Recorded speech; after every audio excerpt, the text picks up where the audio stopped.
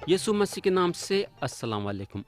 प्यारे भाई और बहन, तो आप लोगों को याद होगा कि गए सो वक्त हम रोमियो के नाम पौलुस रसूल का खत बाप 13 और आयत 3 से गौर करना शुरू करे थे, और हम बाप 13 को ख़त्म करे थे। अब हम बाप 14 उठाएंगे और पढ़ेंगे उसकी आयत 1। यहाँ पौलुस बोलते हैं, कमज़ोर ईमान वाले को अपने में शामिल तो कर लो, मगर शको शुबा की तकरारों के लिए नहीं। तो मेरे भाई, अब सवाल ये पैदा होता है कि कौन कमज़ोर है और कौन मजबूत है। अगर हमारे ज़िंदगी में हम देखेंगे तो हम सब हमारे ज़िंदगी के एक हिस्से में कमज़ोर हैं तो दूसरे हिस्से में मजबूत हैं। तो यहाँ खुदा का कलाम कमज़ोर ईमान रखने वाले के बारे में बात करता है। ईमान कमज़ोर रहने का मतलब ये नहीं कि उसका ईमान खुशखबरी के सच्चाई में कमज़ोर है, बल्कि वो ईमान जो डावाडोल है, यानी कि चंद चंद चीज़ों के लिए उसका ईमान ऊपर नीचे होता है। उसको ये नहीं मालूम होता है कि चंद चीज़ों के लिए उसको क्या करना है और क्या नहीं करना है। तो ऐसा ईमान रखने वालों के जमात में बिना शके के शामिल किया जाना चाहिए। आप शायद उसके साथ सहमत नहीं रहेंगे, मगर फिर भी क्योंकि उसका ईमान यीशु मसीह में है, उसको शामिल करना ज़रूरी है। आप उसको अपनी जमात में इस तरीके से कबूल नहीं करना कि उसके साथ चंद बातों पे हुज्जत करेंगे। यहाँ पौलुस साफ साफ बताते हैं कि कमज़ोर ईमान वाले को अपने में शामिल तो कर लो, मगर शको शुबा की तकरारों के लिए नहीं। अब सवाल ये पैदा होता है कि कमज़ोर ईमान क्या चीज़ है। यहाँ पौलुस वो ईमान के बारे में बात कर रही जो पूरे तरीके से बना नहीं है या कायम नहीं हुआ है। अब हम आयत 2 पढ़ेंगे। यहाँ पौलुस बोलते हैं, एक को इत्तेखाद है कि हर चीज़ का खाना रवा है, और कमज़ोर ईमान वाला साग पात ही खाता है। तो जिसका ईमान मजबूत है उन्हें सब खाता है, मगर जो कमज़ोर है उसका खाना तरकारी भाजी है। तो जिसका ईमान मजबूत है उन्हें ये सोचता है, मसीह सारे खाने पीने के चीज़ों को पाक कर दिए, जिसमें गोश्त भी शामिल है। पानी के तूफान के बाद खुदा इंसान के लिए सारे गोश्त का इंतज़ाम करा खाने के लिए, यानी कि खुदा इंसान को गोश्त खाने की भी इजाज़त दिया। पैदाइश की किताब बाब 9 और उसकी आयत 3 में लिखा हुआ है, जहाँ खुदा बोलता है, हर चलता फिरता जानदार तुम्हारे खाने को होगा। हरी सब्जी की तरह मैंने सबका सब तुमको दे दिया। प्यारे भाई और बहन, खुदा जो है पाक और नापाक जानवरों के बारे में इस्राएलियों को बताया, मगर यीशु मसीह पे ईमान रखने वाला ये बात जानता है कि ये बात उसके लिए नहीं है।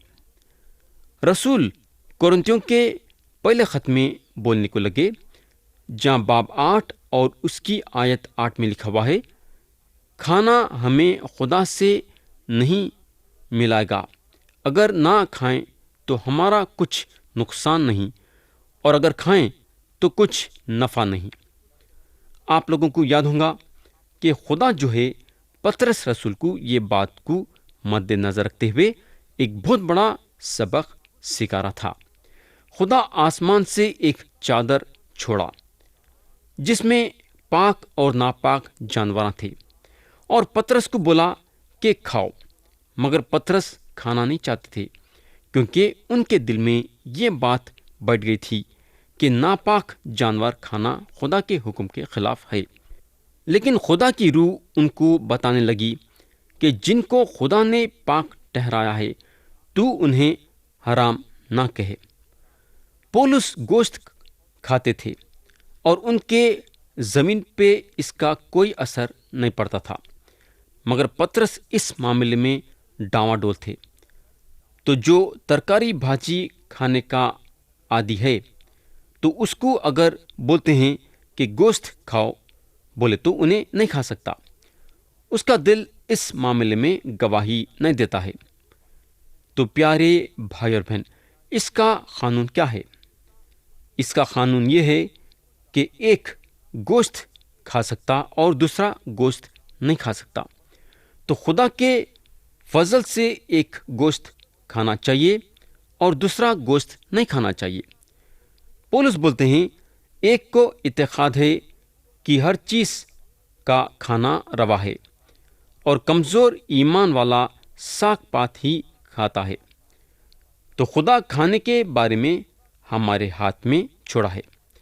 ہم ہر چیز کھا سکتے، ہم صرف گوشت کھا سکتے، ہم صرف ترکاری کھا سکتے، یہ ہمارے مرضی پہ ہے. اب ہم آیت 3 پڑھیں گے. یہاں پولس بولتے ہیں کھانے والا اس کو جو نہیں کھاتا آخر نہ جانے، اور جو نہیں کھاتا وہ کھانے والے پر الزام نہ لگائے، کیونکہ خدا نے اس کو قبول کر لیا ہے.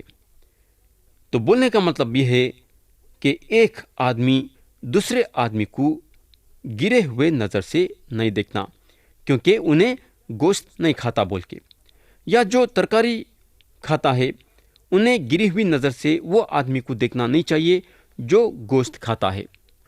اگر آپ کا دل یہ بولتا ہے کہ گوشت نہیں کھانا تو مت کھاؤ. اگر آپ کا دل یہ بولتا ہے کہ ترکاری نہیں کھانا تو مت کھاؤ. اگر آپ کا دل بولتا ہے کہ صرف گوشت کھانا تو صرف گوشت کھاؤ. مگر جو صرف ترکاری بھاجی کھاتا ہے اس کو گری ہوئی نظر سے نہیں دیکھنا. یا پھر اگر آپ کا دل بولتا ہے کہ صرف ترکاری بھاجی کھانا تو آپ صرف ترکاری بھاجی کھاؤ، مگر جو صرف گوشت کھاتا ہے اس کو گرے ہوئے نظر سے نہیں دیکھنا چاہیے. اب ہم آیت 4 سے 12 پڑھیں گے. یہاں لکھا ہوا ہے تو کون ہے جو دوسرے کے نوکر پر الزام لگاتا ہے؟ اس کا قائم رہنا یا گر پڑنا اس کے مالک ہی سے متعلق ہے، بلکہ وہ قائم ہی کر دیا جائے گا، کیونکہ خداوند اس کے قائم کرنے پر قادر ہے.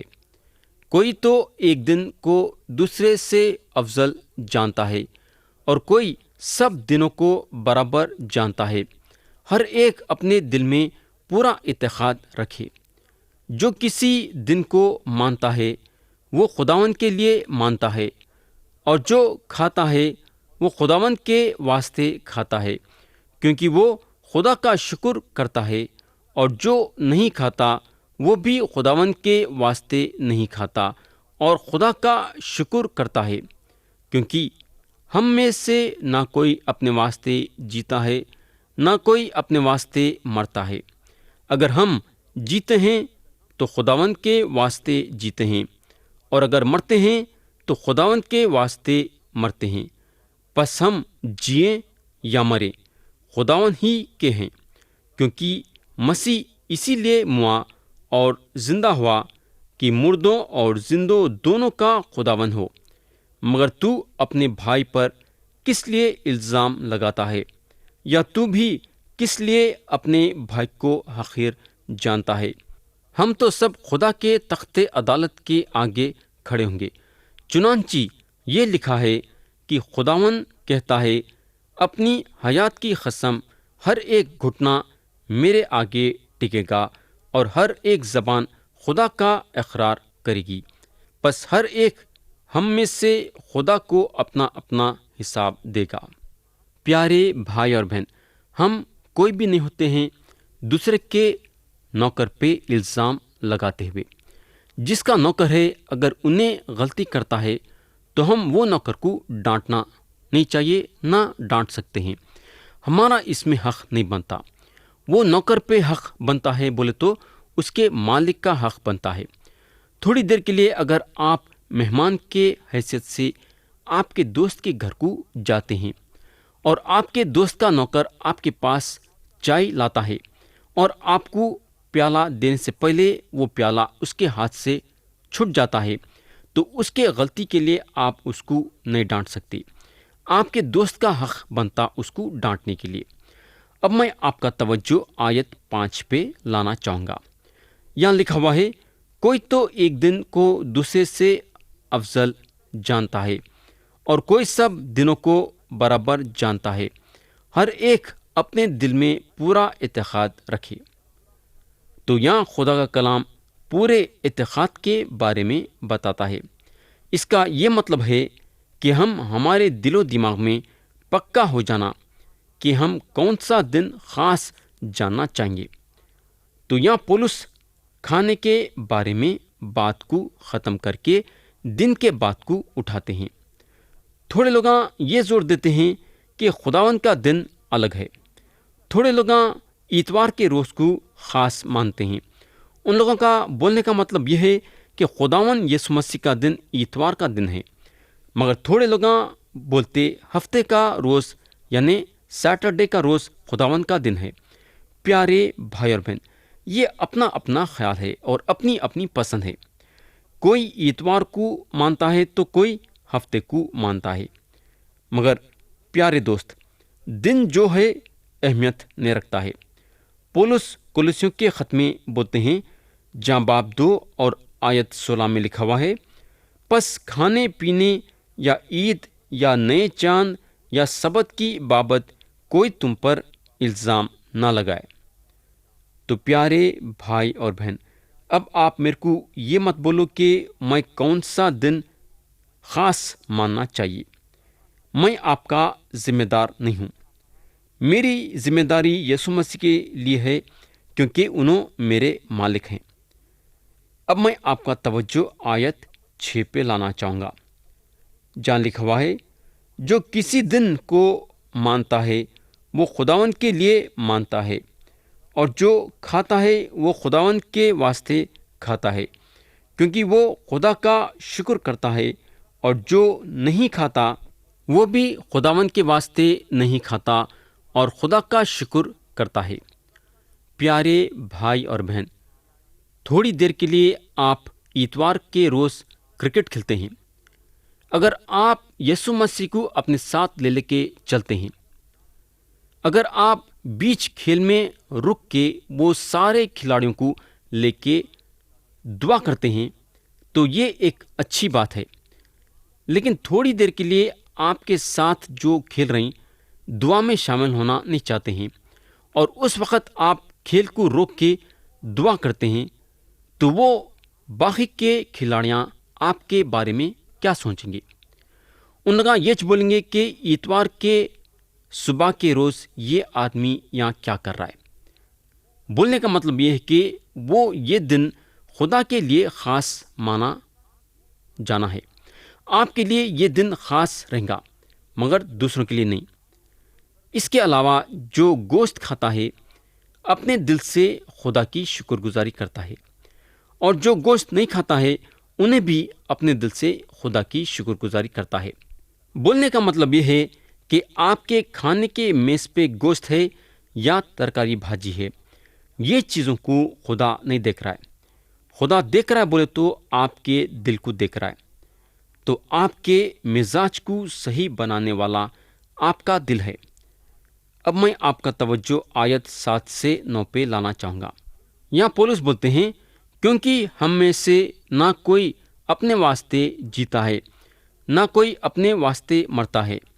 اگر ہم جیتے ہیں تو خداوند کے واسطے جیتے ہیں، اور اگر مرتے ہیں تو خداوند کے واسطے مرتے ہیں۔ پس ہم جییں یا مرے خداوند ہی کے ہیں، کیونکہ مسیح اسی لیے موا اور زندہ ہوا کہ مردوں اور زندوں دونوں کا خداوند ہو۔ پیارے بھائی اور بہن، حقیقت یہ ہے کہ ہم مسیحی لوگ بغیر مسیح کے ہماری زندگی نہیں گزار سکتے۔ اگر آپ جیتے ہیں تو آپ کو مسیح کے لیے جینا پڑے گا، اگر آپ مرتے ہیں تو مسیح کے لیے آپ کو مرنا پڑے گا۔ دسترخوان پہ جو کھانا رکھا گیا ہے اس کے ذریعے سے ہماری مزاج تولے نہیں جا سکتی۔ یہ ایک اہم بات ہے۔ ہم جو کام یہ زمین پہ رہ کے کرے ہیں، ہر ایک کام کا ہم کو خدا کو حساب دینا ہے۔ کرنتیوں کا دوسرا خط باب 5 اور آیت 10 میں لکھا ہوا ہے، کیونکہ ضرور ہے کہ مسیح کے تخت عدالت کے سامنے جا کر ہم سب کا حال ظاہر کیا جائے، تاکہ ہر شخص اپنے ان کاموں کا بدلہ پائے جو اس نے بدن کے وسیلے سے کیے ہوں، خواہ بھلے ہوں خواہ برے۔ میرے بھائی، اس وقت سوال یہ نہیں رہے گا کہ آپ کے میز پہ گوشت تھا یا پھر ترکاری بھاجی تھی۔ سوال یہ رہے گا کہ آپ جب کھانے کے میز پہ بیٹھے تھے تو آپ کا رشتہ خدا کے ساتھ کیسا تھا۔ آپ کے میز پہ گوشت رہے گا، لیکن آپ خدا کے حکموں کے خلاف جانے والے انسان رہیں گے۔ آپ کے میز پہ ترکاری بھاجی رہیں گی اور آپ خدا کے حکم کے خلاف جانے والے انسان رہیں گے۔ خدا کو آپ کے کھانے پینے سے دلچسپی نہیں ہے۔ خدا یہ ضرور دیکھیں گا کہ آپ اس کے حکموں پہ عمل کر رہے ہیں یا نہیں۔ یہاں یسوع مسیح کی موت اور ان کے مردوں میں سے جی اٹھنے کے بارے میں بتایا گیا ہے، یہ بتانے کے لیے کہ انہوں دونوں یعنی مردوں کے اور زندوں کے خدا ہیں۔ اب میں آپ کا توجہ آیت 10 سے 12 پہ لانا چاہوں گا۔ یہاں پولس بولتے ہیں، مگر تو اپنے بھائی پر کس لیے الزام لگاتا ہے، یا تو بھی کس لیے اپنے بھائی کو حقیر جانتا ہے؟ ہم تو سب خدا کے تخت عدالت کے آگے کھڑے ہوں گے۔ چنانچہ یہ لکھا ہے کہ خداوند کہتا ہے، اپنی حیات کی قسم، ہر ایک گھٹنا میرے آگے ٹکے گا اور ہر ایک زبان خدا کا اقرار کرے گی، پس ہر ایک ہم میں سے خدا کو اپنا اپنا حساب دے گا۔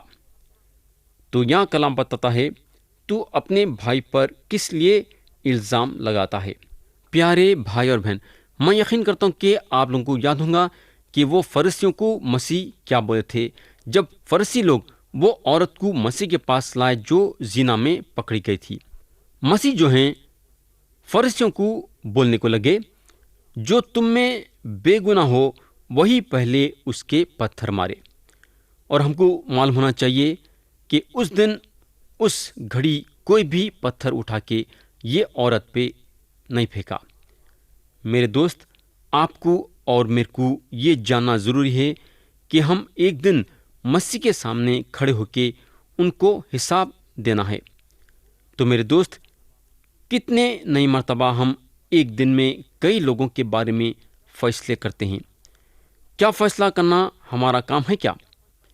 میں آپ کا توجہ خاص طور سے آیت 11 کے آخری حصے پہ لانا چاہوں گا۔ یہاں لکھا ہوا ہے، ذرا غور سے سنو۔ خداوند کہتا ہے، اپنی حیات کی قسم، ہر ایک گھٹنا میرے آگے ٹکے گا اور ہر ایک زبان خدا کا اقرار کرے گی۔ پیارے بھائی اور بہن، یہ دنیا میں آدم سے لے کے آج تک کتنے لوگاں پیدا ہوئے اور کتنے لوگاں آگے چل کے بھی پیدا ہوں گے۔ ہمارے پاس اس کا حساب نہیں ہے، مگر خدا کے پاس اس کا حساب ہے۔ وقت آنے پہ ہر ایک انسان جو پیدا ہو کے مر گیا، جو پیدا ہے اور مریں گا اور آئندہ بھی پیدا ہوں گا اور مریں گا، یہ اقرار کریں گا کہ یسوع مسیح ہی خداوند ہیں۔ فلپیوں کا خط باب 2 اور اس کی آیت 9 سے 11 میں لکھا ہوا ہے، اور انسانی شکل میں ظاہر ہو کر اپنے آپ کو پست کر دیا اور یہاں تک فرما بردار رہا کہ موت، بلکہ صلیبی موت گوارا کی۔ اسی واسطے خدا نے بھی اسے بہت سربلند کیا اور اسے وہ نام بخشا جو سب ناموں سے اعلیٰ ہے، تاکہ یسوع کے نام پر ہر ایک گھٹنا ٹکے، خواہ آسمانیوں کا ہو خواہ زمینوں کا، خواہ ان کا جو زمین کے نیچے ہیں، اور خدا باپ کے جلال کے لیے ہر ایک زبان اقرار کرے کہ یسوع مسیح خداوند ہے۔